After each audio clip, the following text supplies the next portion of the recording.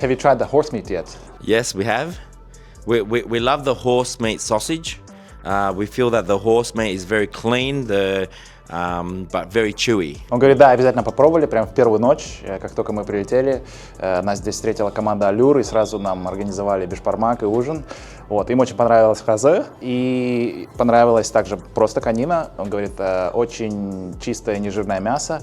Немножко жевать пришлось, но очень понравилось. Do we eat kangaroos in Australia? Yes, we do, definitely.